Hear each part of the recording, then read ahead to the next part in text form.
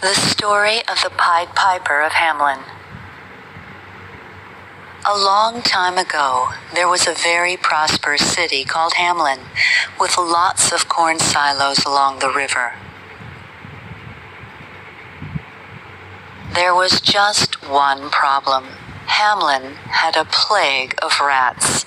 There were rats all over the city, in the bakeries, in the shops, in the streets, and in the people's homes. The mayor was being pressured to solve the problem, and so he said, "Good citizens of Hamelin, you may rest assured that what needs to be done is being done." But in truth, he had no clue about what to do. The days passed, and the problem got worse and worse. People started to become angry, and they marched through the streets in protest, shouting, "No more rats! No more rats!" Something had to be done quickly. The mayor gathered all his counselors and tried to come up with a plan. "We must dig a huge hole and bury the rats," one suggested. "We should get a fearsome cat to eat the rats," another replied. But clearly, none of the suggestions would work. Demoralized, the mayor concluded, "It just can't be done without help. Why don't we give a reward to the person who can solve the problem?" he suggested. Everyone agreed, so a reward of 1,000 gold coins was offered to anyone who could take the rats out of the city. The following day, a strange man carrying a silver pipe came to Hamelin.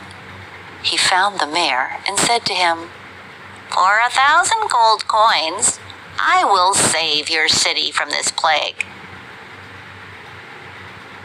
"And how do you intend to do that?" the mayor asked. "I will play my silver pipe, and all the rats will follow me to the mountains, where they will stay forever," the man replied. Everyone laughed at the Pied Piper, but the mayor, in desperation, said, "Well, please try. We will give you the reward if you succeed." And so the Pied Piper left the room, promising to come back the very next day. In the morning, the Pied Piper reached the city square. He took a deep breath and started to play a tune, and just as he foretold, the rats came flocking to the square. They came from the mountains, the corn silos, and out of every hole in the city. The Pied Piper started to dance as he wound his way out of the town, and all the rats followed him to the mountains. The people of Hamelin celebrated with great joy and gladness, chanting, "The rats are gone! The rats are gone!" And when he returned, they welcomed the Pied Piper with great joy. "I did as I promised. Now please pay me, and I'll be on my way," the Pied Piper said. But the mayor laughed. "Pay you 1,000 gold coins? All you did was dance around and play that silly pipe of yours." "We'll give you 40 gold coins, and you can think yourself lucky," the mayor said. The Pied Piper left the city without saying a word.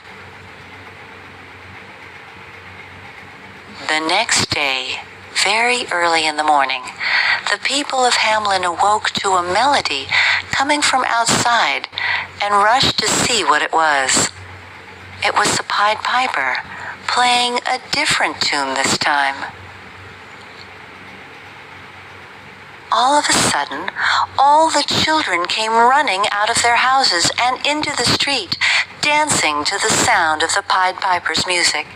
Their parents shouted, "Come back!" but they seemed hypnotized as they disappeared with the Pied Piper into the mountains. Everyone in Hamelin despaired. They desperately searched high and low for their children for days, but could not find them. Then the Pied Piper returned to Hamelin.